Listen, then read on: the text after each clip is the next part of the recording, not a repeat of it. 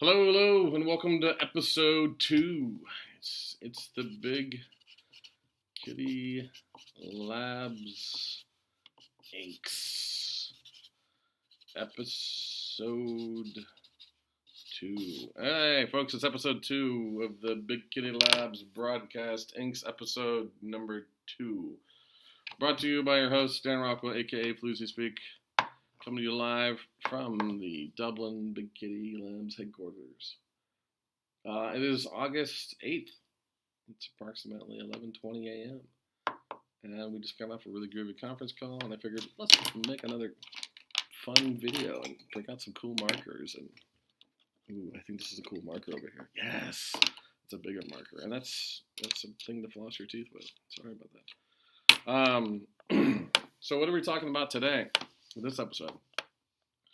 We're gonna talk about Spotify codes, which is something I really love, and no one's really playing with just yet, and it bothers me. Instagram, there's an article out that Instagram can show you markers of depression. Okay, and then a little belief of mine that Dune and Columbus have a lot of things in common. And then we're going to talk about a new link that Bun Bakira just shared on the Slack channel about 5 successful traits for your companies, for your company that you're working on. So let's talk about Spotify codes. What are Spotify codes? Spotify has come out with this new groovy thing where first of all, I'm addicted to Spotify. And I blame David Sherry with Death the Stock Photo because he went on about Spotify and got me kind of into Spotify. And I can find almost all my crazy, eccentrically strange techno and house music on Spotify. That's very pleasing to me. I've always been into music. I collected lots of music. When I used to live in Texas, basically music was my biggest problem because I would go and buy tons of vinyl and I'd buy CDs and I would spend tons of money on compilations and records, and it was difficult. You spent a lot of money. And then I'd make lots of compilations. I'd make all kinds of groovy compilations for friends. I'd make them for myself. I'd make these like CDs that would sort of like talk about, this particular tune or this particular thing. I made my own label. I called it Groove BPM. I had a lot of fun. Creating and listening and curating. I was really into curation and sort of finding tracks I like. Still am today. It's one of the biggest ways I can sort of relax is to listen to new music and find tracks I like. Spotify is nice because you pay one fee and you get all these music, right? So it's kind of cool. Spotify codes. So when you're firing up the app and you're looking at your phone and you're listening to Spotify tracks, you can click on a Spotify song, and it brings up this super wonkadelic little image, and it shows this waveform on it, and then who is it and information about it underneath. And you can save these images to your phone, or you can share them with friends. And people can scan them like a code on Spotify, and it'll bring up the song and play the song back, which is like, it's kind of cool. I think it's just a take on QR codes for the most part, really. You can say like that's been done. It has, but again, this kind of goes back to another big thing that I believe in, which is here's the planet, and here are ideas, and I think ideas kind of orbit us. Or technology. They kind of orbit people. Technology orbits us. It's always been something that I really believe in, which is technology orbits us. Meaning technology can show up in one time period, and we either latch onto it or don't, and then it comes back around again. And you see this a lot. Like, for example, VR, it's been here before. If you dial it back 15, 20 years, it was there. Same thing with AR. It was a bad version, but it was there. And then it's come back around again. So technology continues to improve as the infrastructure improves, as social experiences sort of get more familiar, as the public gets more familiar with what the possibility of it could be, the ease factor of it all. So it constantly orbits us. technology, capability, ideas, they orbit us. And I think it's really key because sometimes you'll think, like, this is my window, this is the time I have to do it. Well, it may or may not be that because it's all about how it's going to orbit you. And like you might think like right now is the moment for VR. That may or may not be true based on how that technology is currently orbiting us. But in the sake of QR codes, or not really QR codes, Spotify codes, they are essentially kind of like QR codes. And QR codes have been around forever. QR codes have been around for like freaking ever. You know what I'm talking about? Like for a long time, QR codes has been around. You know, dial it back 15, 20 years and you saw freaking QR codes. Maybe not 20, but 15 at least. And here they are again. Bam. This time they're on this song, you know, and this is like Jimmy and the Trips. And this is that cool little song they have. And here's the code. So you might say, so what? What do I care about these? Well, I'm surprised that the QR codes are not in the Spotify SDK. The support for them is not in the SDK. Because I'm really surprised. See, I've been taking Spotify coded sort of image songs and I've been posting them to Instagram, which I'm sure most of my friends would be like, please stop doing that. Stop treating Instagram like your blog. It is. It is kind of like my blog. I apologize to everyone who knows me. But I love music. I listen to music, and then I post the songs up there just to sort of do a commentary on the track and the mood and why now and blah, blah, blah. And I'm really surprised that Instagram doesn't automatically recognize the code and connect it to the track and then create a link so that as a user, when you're surfing on Instagram, you can just click on it on your phone and it would fire up Spotify, and then Spotify would have to pay Instagram some sort of thank you fee, or maybe they don't pay a thank you fee for launching that track. It's not, Instagram can't do it because it's not coded in their ability to do it because it's not in the SDK yet. And you might say, why not? I don't know why not. It's one of those things where it's like, it's so obvious that it should work, but it doesn't work. So right now, you have to actually take a screenshot of your Instagram, save it to your photos, and then load up that photo on Spotify to play the track.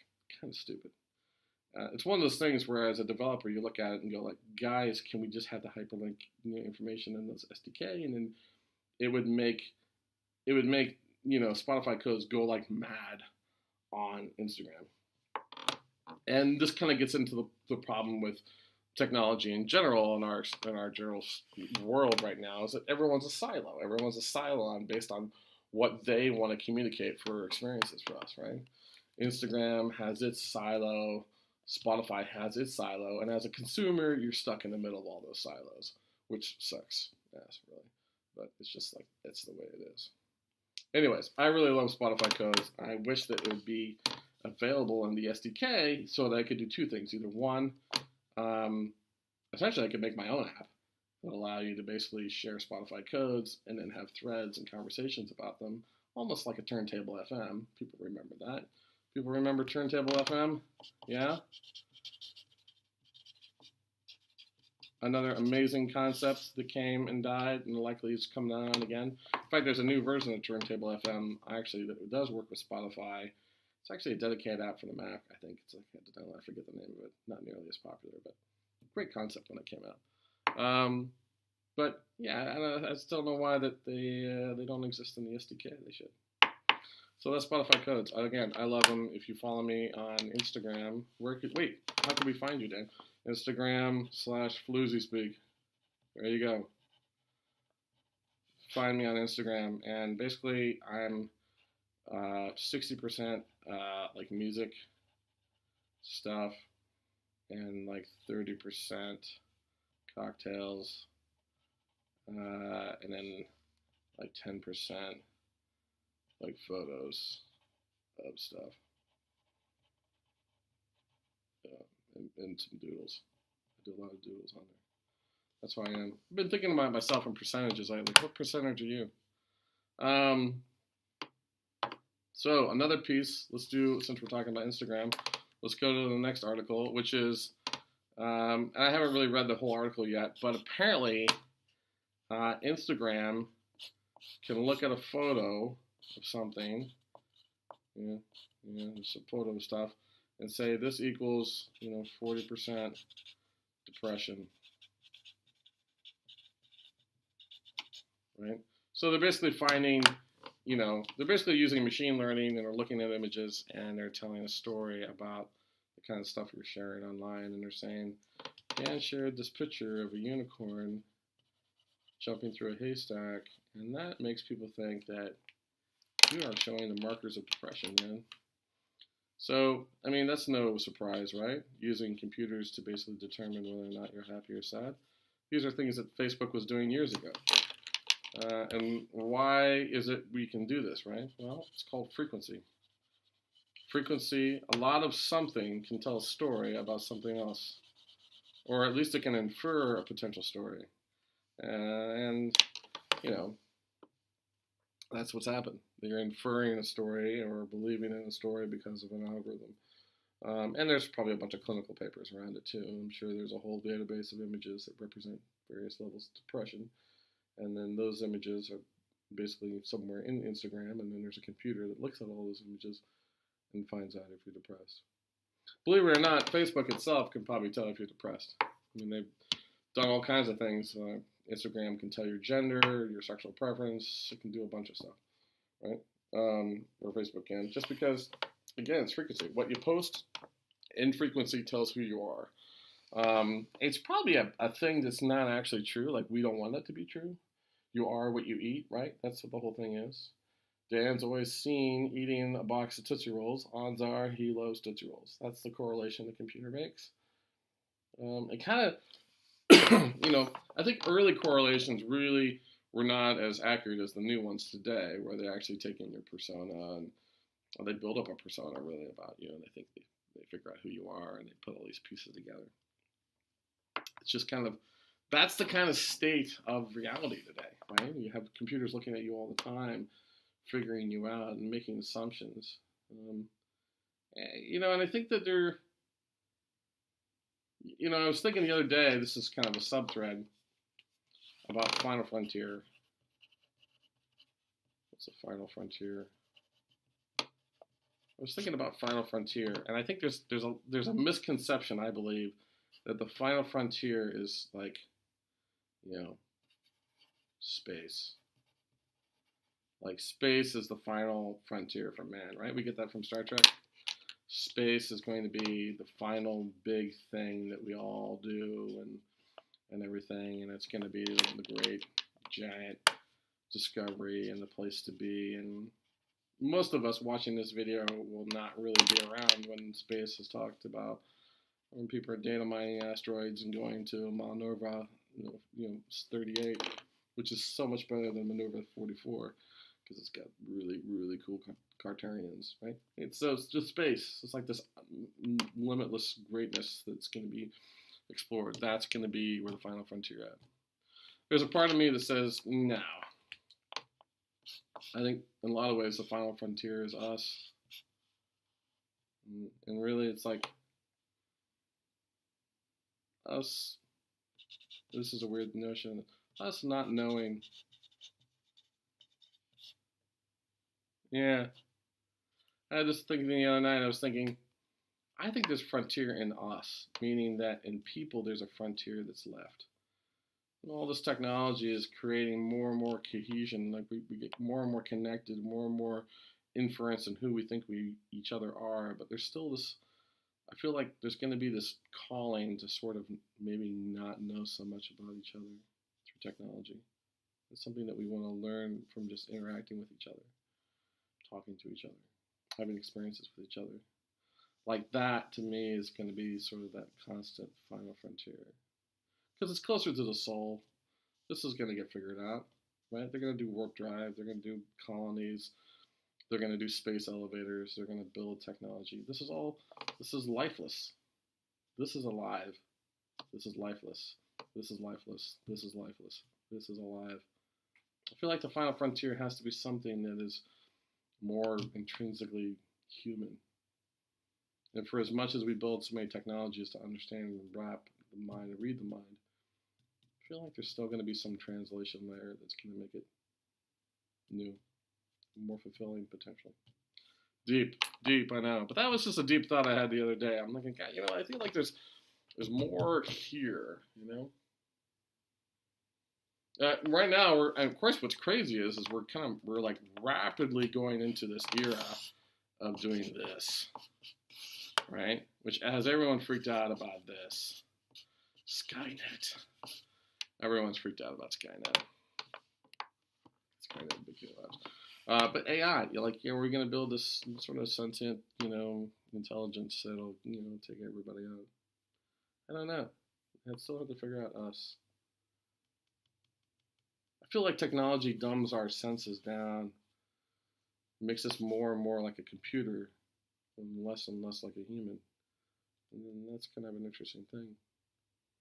And of course, you see all kinds of technologies and trends that actually convert on both aspects. There are technologies and trends that really convert on our thinking of like a computer and us thinking like we're human. So it's going to be interesting to see where we go in the future versus where technology will take us. Anyway, so let's talk about, Dune in Columbus. Talk about Dune. What is that all about? Dune in Columbus. So Columbus has really come a long way over the years, hasn't it? It has come a long ways.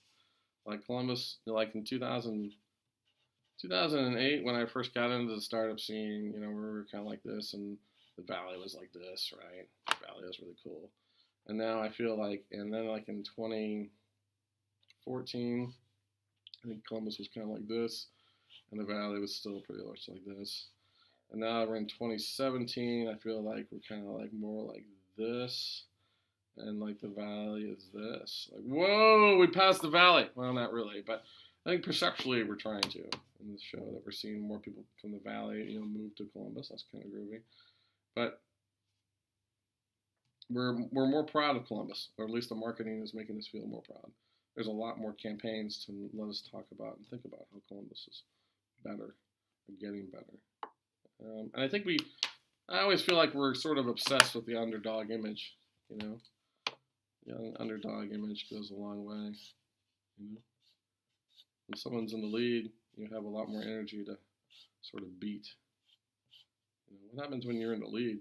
Well, then you have nowhere but to fall. We're not really quite there yet, but I don't know. I just think it's kind of an interesting thing. Why does it make me think about Dune, though? There's a scene in Dune where Muad'Dib addresses the crowd. He's like, Emperor, we come for you, right? He's like, I don't know. There's this notion about the underdog and it's taking on the vast empire. And that's kind of a vibe you feel in Columbus. We're kind of like the Rebel Alliance all the time. I just don't know how much of it's truly true versus just the perception that we're kind of pumped into us. I've always just thought Columbus is Columbus. I mean, it's definitely got more population here, and more people are coming here, and it's getting like more interesting. It is. But I guess I don't need to feel like I need to rank myself against Austin or other cities, or how we compare to Minneapolis, or how do you compare to Skokie, Illinois? I don't know. Don't think about it. I just think about it as Columbus. I don't know.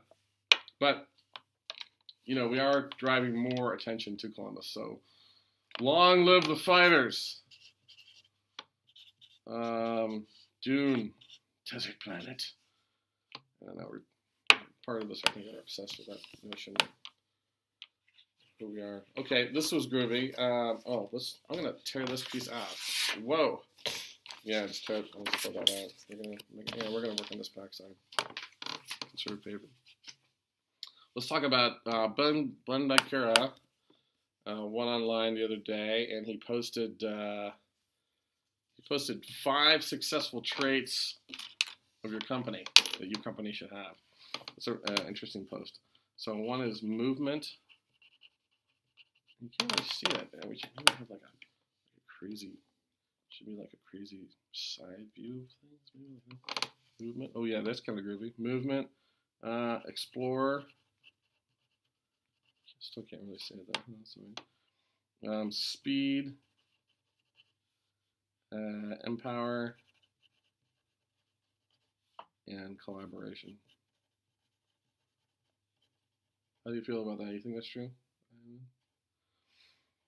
Those are the 5 traits a successful business should have. Well, movements are definitely in right now if you think about it. They refer to Tesla, and it's like a movement, a cause. Yeah, it's probably connected to the whole millennial thing. Millennials get framed into the sort of like they crave more experiences.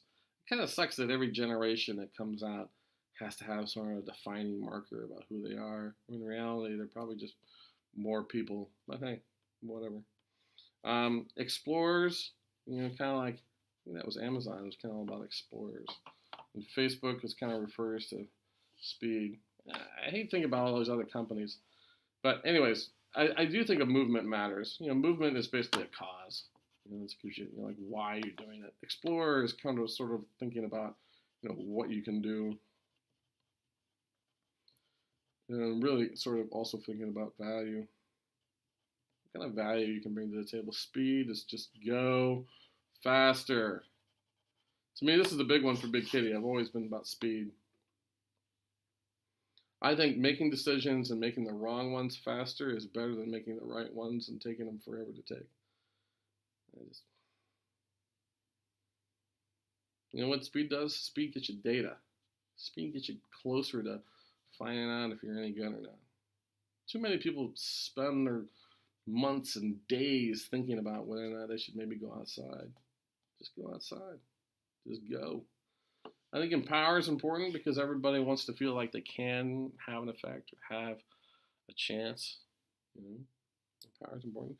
And then collaboration. Takes a team to make a party happen, right?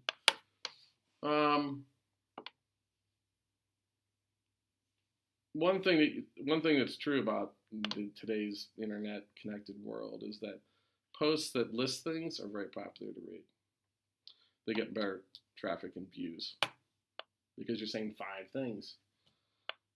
If you just said traits of a successful startup, it doesn't compel you as much as saying 5 things. These are the 5 things. What about the anti? What about the anti-vision? The anti-vision of this would be, instead of a movement, it is, what's the anti? The anti is kind of depressing when you think about it. It's sort of like aimless. All right, so you have aimless. Instead of an explorer, you have one focus, one thing. Which actually, if you think about it, a couple of years ago, that was a big thing. People always go on and on about focus all the time. Instead of speed, slow and take your time. Right? And instead of empower, it's sort of like we're all for one. But you could say it's collaboration, but let's say all for one. And then instead of collaboration, it's sort of like the individual. Individual's king. Yeah.